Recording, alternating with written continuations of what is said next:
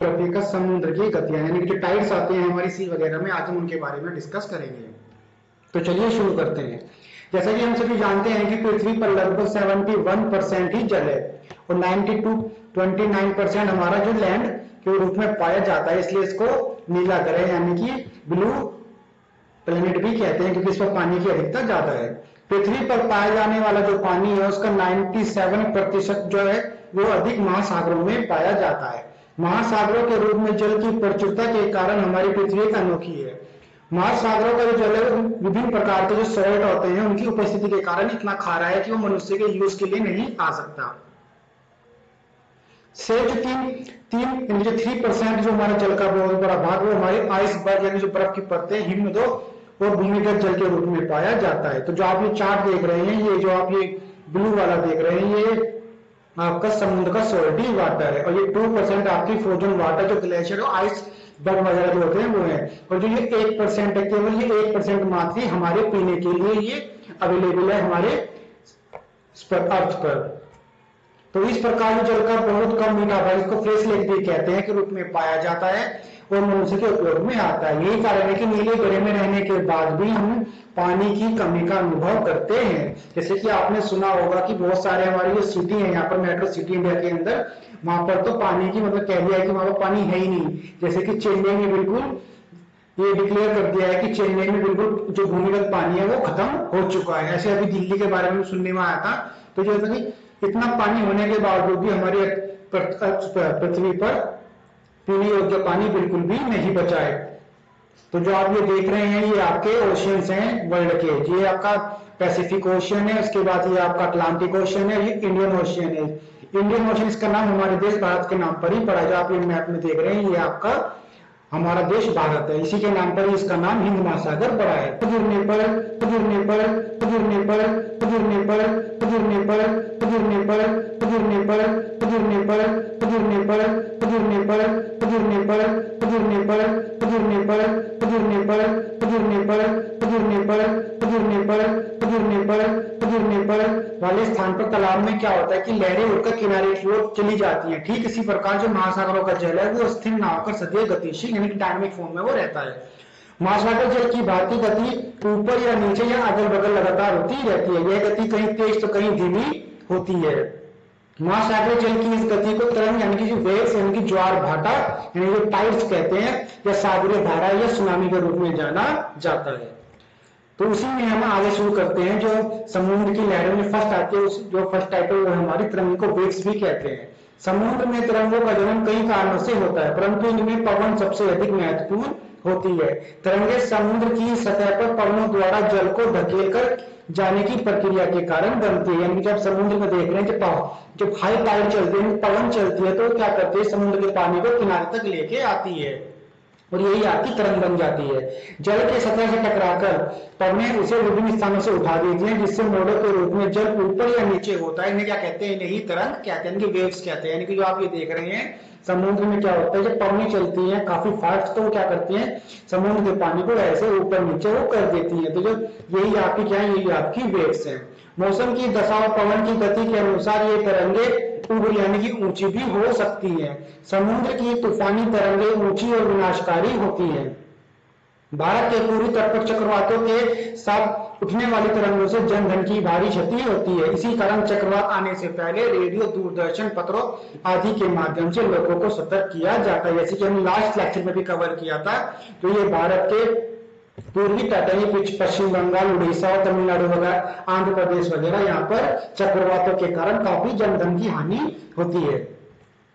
उसके बाद हम पढ़ेंगे ज्वार भाटा, जिसको इंग्लिश में बोलते हैं टाइड्स। तो समुद्र का जल है वो नियमित रूप से दिन में 2 बार वो उठता है और 2 बार ही वो नीचे गिरता है। ब्रह्मांड में प्रत्येक वस्तु में आकर्षण बल होता है।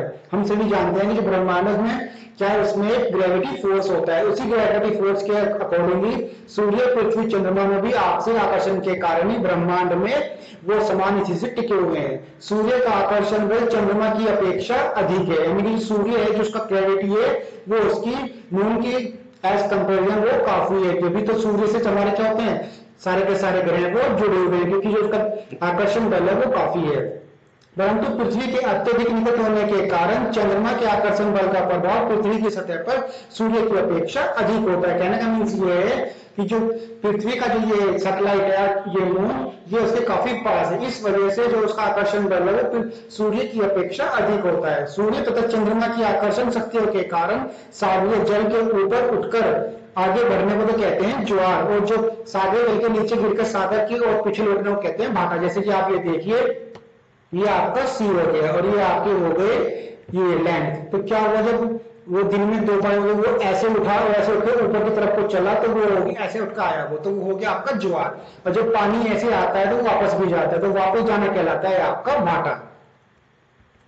जैसे कि आप ये डायग्राम में देख रहे हैं, ये जो उठ के आ रहा है ये तो हो गया आपका ज्वार, और जो पीछे की तरफ लौटता है ऐसे ही होता है आपका भाटा। तो ये दिन में 2 बार होता है, इसे ज्वार भाटा कहते हैं। परिक्रमा करते हुए जब सूर्य, पृथ्वी और चंद्रमा तीनों के तीनों एक सीध में आ जाते हैं तो सूर्य और चंद्रमा की सम्मिलित आकर्षण शक्ति का प्रभाव पृथ्वी पर पड़ता है, अतः उस समय सबसे अधिक ज्वार आते हैं। कहने का मीन्स ये है कि जब सूर्य, पृथ्वी और चंद्रमा तीनों के तीनों एक रेखा में आ जाते हैं तो उस समय सबसे अधिक ज्वार आते हैं, क्योंकि तब क्या होता है, सूर्य और चंद्रमा की सम्मिलित आकर्षण शक्ति का प्रभाव किस पर पड़ता है, वो अर्थ पर पड़ता है, जिन्हें दीर्घ ज्वार या वृहद ज्वार कहते हैं। यह स्थिति महीने में 2 बार पूर्णमासी तथा अमावस्या को होती है। तो ज्योग्राफी का जो मेरा लेक्चर नंबर 2 है उसमें जाकर देखना कि पूर्णमासी और अमावस्या कैसे बनते हैं, यानी कि ये मंथ में बनते हैं। यानी ये 2 पक्ष होते हैं, एक शुक्ल पक्ष और एक कृष्ण पक्ष। कृष्ण पक्ष क्या होता है, जब वो चंद्रमा अपना दाग की तरफ चलता है तो वो होती है आपकी अमावस्या, और पूर्णमासी होती है वो जब दाग से चांद वो रोशनी की तरफ चलता है तो होती है आपकी पूर्णमासी। तो ये आपके महीने में 2 बार होता है। इसके विपरीत जब सूर्य, पृथ्वी और चंद्रमा मिलकर समकोण बनाते हैं तो सूर्य और चंद्रमा के आकर्षण बल एक दूसरे के विपरीत कार्य करते हैं, जिसके कारण निम्न या लघु ज्वार आते हैं। यह स्थिति प्रत्येक माह के कृष्ण पक्ष, जैसे मैंने बताया, कृष्ण पक्ष यानी कि जब अमावस्या होती है शुक्ल पक्ष की सप्तमी अष्टमी को होती है। कहने का मीन्स ये है कि जब ये ऐसे समकोण बना देंगे तो तब वहां पर छोटे ज्वार भाटा आएगा, जो भी तीनों के तीनों एक ही रेखा में होंगे तब वहां पर जो दीर्घ ज्वार यानी कि जो वृहद ज्वार आते हैं। ज्वार भाटा से अब लाभ क्या है, इसके लाभ भी काफी है। जैसे कि मनुष्य को व्यापार, मछली पकड़ने तथा नौका संचालन में सहायता के लिए ज्वार के समय तट के पास पानी की गहराई बढ़ जाती है। फलस्वरूप बड़े बड़े जहाज बंदरगाहों तक, यानी कि जो वो बंदरगाह होते हैं तक सुरक्षित और आसानी से पहुंच जाते हैं। कहने का मतलब यह है कि जब ज्वार आता है तो क्या होगा, वो पानी को ऐसे लेकर आएगा, तो जो पानी को ऐसे उठा के ला रहा है वो जो आपकी ये बोट वगैरह है मछुआरों की, ये भी क्या होगी, ये भी किनारे पर आ जाएगी। माल उतारने में चलाने के बाद जहाज भाटे के साथ गहरे सागर में वापस लौट जाता है, नहीं तो वो उठ के वापस आया तो वापस जाएगा भी भाटे के रूप में, तो क्या होगा, समुद्र जहाज वगैरह है उनको समुद्र में जाने में इजी होगा। तो ये इसके बेनिफिट्स हैं। ज्वार से उठी जल की दीवार नदी के मुहाने से नदी में प्रवेश करती है, जिसे क्या कहते हैं, जिसे ज्वारीय बोर कहते हैं। इससे जलयान ज्वार नदमुख पत्तनों तक जाते हैं। भारत के कुछ बंदरगाह तो ज्वार भाटा पर ही निर्भर, जैसे कि गुजरात का कांडला, अक्सर पूछा जाता है कि कांडला बंदरगाह कहां पर है, गुजरात में है, तथा पश्चिम बंगाल का कोलकाता, ऐसे ही बंदरगाह है। इन्हें ज्वार नदमुख पत्तन कहा जाता है, यानी कि नदी के मुखाने पर है। यानी कि जो नदी होते हैं, नदी जो बहती है समुद्र में, तो वो ज्वार के कारण ही उसमें थोड़ा सा एक हलचल हो जाती है, जिस कारण उसमें आपको ये पत्तन बन जाते हैं, यानी कि पोर्ट बन जाते हैं। संसार के कुछ प्रमुख जो पोर्ट हैं जैसे कि लंदन, हैम्बर्ग, न्यूयॉर्क, रॉटरडैम और शंघाई नदियों के मुहाने पर स्थित है। यानी कि ये ऐसे हैं कि ये नदियों के मुहाने पर, यानी कि नदी के मुंह पर ये क्या है, ये आपके पोर्ट बने हुए हैं। ज्वार भाटा समूह तट पर बचे नगरों का जो कूड़ा कचरा होता है नदियों द्वारा बिछाई गई मिट्टी को बाहर ले जाते हैं। इनके द्वारा समुद्र में पाई जाने वाली जैसे सीप, कौंडिया, घोंगे, मछली आदि तट तक आ जाते हैं। इन्हें पकड़ने में आसानी होती है। ज्वार भाटा से जल विद्युत का उत्पादन भी हो सकता है, जैसे कि फ्रांस, इटली, रूस, कनाडा तथा जापान में ज्वारीय विद्युत का प्रयोग किया जाता है। ज्वार भाटे आने से जो टर्बाइंस होती हैं, टर्बाइंस क्या हो, जैसे ही उसको जल गिरेगा तो घूमनी स्टार्ट हो जाएंगी, जैसे ही वो राउंड राउंड चक्कर लगाएगी तो आपके बिजली उत्पादन में वो हेल्प करती है। उसके बाद आते हैं हमारी महासागरीय जलधाराएं। महासागरीय जल की गतियों में धाराएं सबसे अधिक शक्तिशाली होती है। इनके द्वारा महासागरों का जल हजारों किलोमीटर तक बहा लिया जाता है। महासागरों में एक निश्चित दिशा में नदी की तरह बहते जल को महासागरीय धारा कहते हैं। ये धाराएं कम चौड़ी तथा तेज गति वाली होती है। इनकी गति 2 से 200 किलोमीटर प्रति घंटे तक हो सकती है, लेकिन कभी कभी महासागरों का जल एक चौड़े और धीमी गति से बहने वाले प्रवाह का रूप ले लेता है। इनकी गति 1 से 3 किलोमीटर प्रति घंटे होती है। महासागरों में धाराओं की उत्पत्ति किसे होती है? पृथ्वी के घूर्णन, जल के तापमान और खारेपन में भिन्नता के कारण होती है। यानी कि जो महासागर में ये धाराएं आती हैं, जो करंट्स आती हैं, महासागरीय करंट्स ये जो होती है पृथ्वी के घूर्णन में घूमने के कारण, जल के टेम्परेचर के कारण और खारेपन की भिन्नता के कारण होती है। तो जो महासागरीय है, जल के तापमान टेम्परेचर के बेस पर सागरीय जो करंट्स होती है, यानी कि ये जो सी करंट होती है 2 टाइप्स की होती है। एक होती है आपकी गर्म जलधारा, एक होती है आपकी ठंडी जलधारा। जो जलधारा भूमध्य रेखा यानी कि जो आपकी इक्वेटर है, इक्वेटर की ओर बहती है, उनका जल गर्म होता है, तो उन्हें कौन सी कहते हैं? उन्हें गर्म जलधारा कहते हैं। इसी प्रकार जो जलधारा जो ध्रुवों की ओर से यानी कि जो पोल से इक्वेटर की तरफ को आती हैं, वो भूमध्य रेखा गर्म क्षेत्र की ओर बहती है, उनके जल का तापमान कम होता है, तो उन्हें ठंडी जलधारा कहते हैं। जैसे कि आप ये डायग्राम में देखिए, गर्म जलधारा को तो रेड रंग से और ठंडी जलधारा को ब्लू रंग से दिखाया गया है। तो जो आप ये देख रहे हैं, जो इक्वेटर की तरफ को ये आ रही हैं, ये कौन सी है? ये आपकी हॉट वेव्स हैं। और जो आपकी ये ब्लू वाली है, ये आपकी यानी कि कहां से आ रही है? ये आपकी पोल से इक्वेटर की तरफ को आ रही है, तो ये ठंडी जलधाराएं हैं। उसके बाद आती है हमारी गल्फ स्ट्रीम जलधारा। यह अटलांटिक महासागर की प्रमुख गर्म जलधारा, जैसे कि आप ये देख रहे हैं, इसमें दिखाया गया है, ये आप देख रहे हैं, ये आपकी गल्फ स्ट्रीम यानी कि ये गल्फ स्ट्रीम है। ये अटलांटिक महासागर से आती हैं और उत्तरी अमेरिका महाद्वीप के मैक्सिको खाड़ी में ये उत्पन्न होकर उत्तर की ओर प्रवाहित होती है, यानी कि ये नॉर्थ डायरेक्शन में चलती है, उत्तरी अमेरिका महाद्वीप के मैक्सिको खाड़ी से उत्पन्न होकर आगे चलकर पश्चिम कोनों के प्रभाव में आकर यह अचानक पूर्व की ओर मुड़ जाती है और यूरोप महाद्वीप के पश्चिमी तट पर पहुंचती है। इस गर्म जलधारा के प्रभाव से यूरोप का उत्तरी पश्चिमी तट सर्दियों में भी जमने नहीं पाता, यानी कि इनकी वजह से क्या होता है, जो यूरोप का उत्तर पश्चिमी तट है वो सर्दियों में जमता नहीं है, जबकि उत्तरी अमेरिका का पूर्वी तट बर्फ से जम जाता है। इसी कारण यूरोप महाद्वीप के सभी बड़े बंदरगाह वर्ष भर आवागमन के लिए खुले रहते हैं। कहने का मतलब ये है कि ये गल्फ स्ट्रीम धारा है, ये हमारी उत्तरी अमेरिका जो है उसके मैक्सिको खाड़ी से तो उत्पन्न होकर ये नॉर्थ डायरेक्शन में चली जाती है। तो इस कारण से क्या होता है, जब ये यूरोप महाद्वीप में जाती है तो जो उसका उत्तरी पश्चिमी तट है वो सर्दियों में जम नहीं पाता, क्योंकि गर्म होती है। और उसके अपोजिट जो उत्तरी अमेरिका का उत्तरी पूर्वी तट है वो बर्फ से जम जाता है। यही कारण है कि जो यूरोप के महाद्वीप वो सर्दियों में भी यानी कि वर्ष भर को आवागमन के लिए खुले रहते हैं। उसके बाद आती है आपकी लैब्राडोर की धारा। ये काफी इंपॉर्टेंट है क्योंकि अक्सर एग्जाम में पूछी जाती है कि लैब्राडोर की धारा कहाँ रहती है। तो ये लैब्राडोर की धारा है जो आपके कनाडा यानी कि जो आपका उत्तरी अमेरिका है ये वहां पर फ्लो करती है। यह ठंडी जलधारा है, यह आर्कटिक सागर यानी कि जो हमेशा जो कहाँ होता है आर्कटिक सागर आपने ग्लोब में देखा था ऊपर की तरफ था होकर ये आपकी न्यू फाउंडलैंड के पास गल्फ स्ट्रीम जलधारा से मिल जाती है, यानी कि ये न्यू फाउंडलैंड जो है यहाँ पर आके ये आपकी गल्फ ऑफ स्ट्रीम से मिल जाएगी। यह कनाडा के लैब्राडोर पठार के पूर्वी तट के किनारे से बहती है, इसे लैब्राडोर जलधारा के नाम से जाना जाता है। लैब्राडोर की जो ठंडी धारा के साथ बर्फ के बड़े बड़े खंड न्यू फाउंडलैंड तक आते हैं, यानी कि ये लैब्राडोर की ठंडी धारा है, ये क्या करती है, ये आइसबर्ग जमा देती है, तो उसके साथ बड़े बड़े जो आइसबर्ग होते हैं वो न्यू फाउंडलैंड तक आते हैं और यहाँ आने के बाद ये गल्फ स्ट्रीम से मिल जाती है। फिर आती है आपकी क्यूरेशिया की जलधारा, ये भी एग्जाम पूछी जाती है। जब उत्तरी विषुवतीय जलधारा फिलीपींस के पास से मुड़कर उत्तर की ओर बढ़ती है तो उसे क्यूरेशिया जलधारा कहते हैं, यानी कि जो आपकी उत्तरी विषुवतीय जलधारा है वो फिलीपींस के पास आकर क्या होगी, वो आपकी नॉर्थ डायरेक्शन में मुड़ जाएगी, यही आपकी क्यूरेशिया जलधारा है। यह एक गर्म जलधारा है, तो याद रखना क्यूरेशिया कैसे गर्म जलधारा है, जो लैब्राडोर आपकी ठंडी जलधारा है। जापान तट के पास यह जलधारा पश्चिम कोण के प्रभाव में आकर पूर्व की ओर मुड़ जाती है। यह जलधारा अटलांटिक महासागर की गल्फ स्ट्रीम जलधारा के समान है। यह एशिया महाद्वीप के पूर्वी तट से चलकर उत्तरी अमेरिका महाद्वीप के पश्चिमी तट पर पहुंचती है। तो आपकी गल्फ ऑफ स्ट्रीम और क्यूरेशिया जलधारा दोनों कैसे आपकी गर्म जलधारा है और जो लैब्राडोर है वो आपकी ठंडी जलधारा है। जब ये उत्तरी अमेरिका महाद्वीप के पश्चिमी तट पर पहुंचती है तो यहाँ इसका नाम पड़ जाता है कैलिफोर्निया की जलधारा के नाम से इसको जाना जाता है, क्योंकि हमने लास्ट लेक्चर में कवर किया था कि जोन सी भी वेव्स होती है वो जोन से भी मानसून में आके मिल जाते हैं, उसी के स्थान पर उसका नाम पड़ जाता है। तो कैलिफोर्निया के नाम से जानी जाती है यहाँ पर कौन सी, क्योशिरा की जलधारा। उसके बाद आपकी आती है क्यूराइल की जलधारा। यह जलधारा आर्कटिक महासागर का ठंडा जल, यानी कि आर्कटिक कौन सा था, जो हमेशा बर्फ से ढका रहता है, प्रशांत महासागर में लाती है। यह एक ठंडी जलधारा, तो ये भी कैसी होगी आपकी, ये भी आपकी ठंडी जलधारा हो गई। इसकी तुलना अटलांटिक महासागर की लैब्राडोर जलधारा से की जा सकती है। तो क्यूरल जलधारा और लैब्राडोर जलधारा दोनों की दोनों कैसी है, ठंडी है।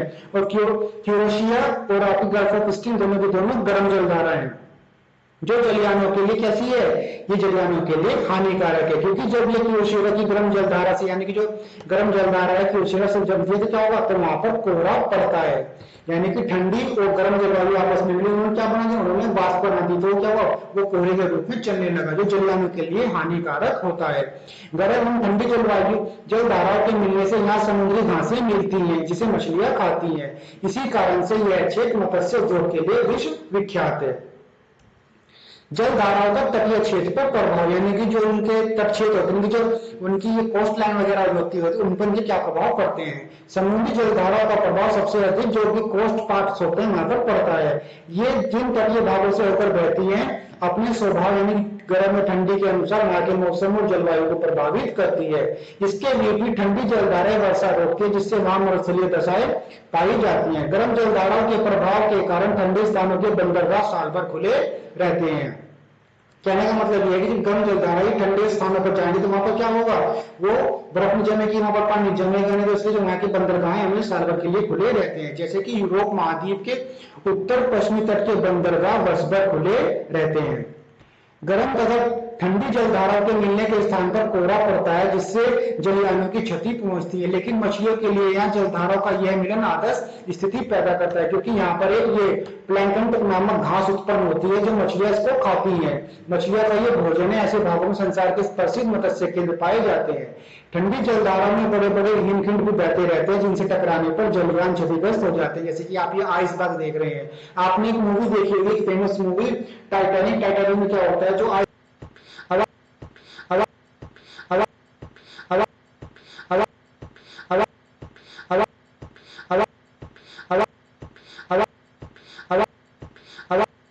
अब आप देख रहे हैं सुनामी। सुनामी जो है ये काफी इंपॉर्टेंट वर्ड है। ये महासागर जल की अन्य गति कौन सी है, सुनामी। सुनामी क्या जापानीज वर्ड है। कैसा वर्ड है, ये जापानीज वर्ड है, जिसका अर्थ है विनाशकारी लहरें। समुद्र की तलहटी में भूकंप आने से समुद्र में सुनामी लहरें उत्पन्न होती है। एग्जाम में पूछा जाता है कि सुनामी लहरें कैसे उत्पन्न होती है, तो जिस समुद्र की तलहटी में जो अर्थक्वेक आता है, उसके कारण उत्पन्न होती हैं। इनका तटीय भागों पर विनाशकारी प्रभाव पड़ता है। भारत के पूर्वी तट, यानी कि जो भारत का ये वेस्टर्न घाट था, ये यहाँ पर आपको याद होगा 26 दिसंबर 2004 में एक सुनामी आई थी, जिससे अत्यधिक क्षति हुई थी। तो भी एग्जाम हुआ था एक, उसका आईबी का इंटरनेट इंटेलिजेंस ब्यूरो का, उसमें क्वेश्चन पूछा गया था कि सुनामी लहरें कैसे उत्पन्न होती हैं। तो जो समुद्र की तलहटी में भूकंप आते हैं, ये उनके कारण प्रोड्यूस होती है। समुद्र की तलहटी समान रूप से चपटी नहीं है, ये काफी उबड़ खाबड़ है।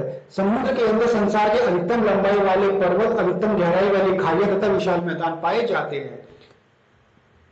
महाद्वीपीय किनारे से समुद्र की तली तक जो स्वरूप मिलता है, जिसे क्रम से महाद्वीपीय मगनतट, महाद्वीपीय मगनढाल, गहरा सागरीय मैदान तथा महासागरीय गर्त कहते हैं। इनके अलावा और भी अनेक आकृतियां मिलती हैं, जैसे कि कटक, पहाड़ी, समुद्री पर्वत, खाइयां, मैदान आदि। पवनों की तरह धाराएं भी क्या होती हैं, उत्तरी गोलार्ध में तो वो अपने राइट को मुड़ जाएंगी और दक्षिणी गोलार्ध में वो अपने लेफ्ट की तरफ मुड़ जाएंगे, जैसे कि हमने लास्ट लेक्चर में कवर किया था। विश्व के पानी के कुल भंडार का केवल 1% पानी फ्रेश लेक के रूप में पाया जाता है, झीलों नदी के रूप में उपलब्ध है। पृथ्वी पर जल चाहे भाप के रूप में वायुमंडल में हो, द्रव के रूप में नदियों, झीलों, समुद्र में, भू सतह के ऊपर या भूमि की सतह से नीचे कभी रुका नहीं रहता। जल द्रव से वाष्प, ये वाष्प जो जल होता है वो वाष्प बन जाता है और वाष्प द्रव अवस्था में निरंतर चक्र में चलता रहता है, यानी जल चक्र कहते हैं। यानी कहने का मतलब ये है कि जल द्रव से क्या बन गया, वाष्प बन गया, वाष्प से किसी द्रव अवस्था में आ गया, यानी कि पहले वो उसका वाष्पीकरण होगा, फिर उसका संघनन हुआ, तो ये जल चक्र ही चलता रहता है। महासागर में औसत जो खारा पानी है वो 35 भाग यानी कि प्रति 1000 होता है। आप जो नाम पढ़ रहे हैं, तुर्की की वान झील ये विश्व की सबसे अधिक खारी झील है। और जो विश्व का सबसे बड़ा ज्वार आता है वो कनाडा के पास है, नोवा स्कोशिया में स्थित फंडी की खाड़ी में आता है। तो विश्व की जो सबसे खारी झील कौन सी? तुर्की की। और जो सबसे ऊंचा ज्वार आता है कनाडा के नोवास्कोशिया में स्थित फंडी की खाड़ी में आता है। आई होप आपको इस लेक्चर में मजा आया होगा जानने के बारे में कि जो समुद्र की गतियां हैं वो कैसे होती हैं। तो आज का जो हमारा होमवर्क है वो इसी पर डिपेंड है कि विश्व की सबसे अधिक खारी झील पान झील कहां पर है, विश्व का सबसे ऊंचा ज्वार कौन सी खाड़ी में आता है, लैब्राडोर की धारा कहां पर बहती है और जो कांगड़ा बंदरगाह है कौन से राज्य में है। Post your answer in comment section. ऐसे ही मोर लेक्चर देखने के लिए सब्सक्राइब करें the e learning school. Thanks for watching.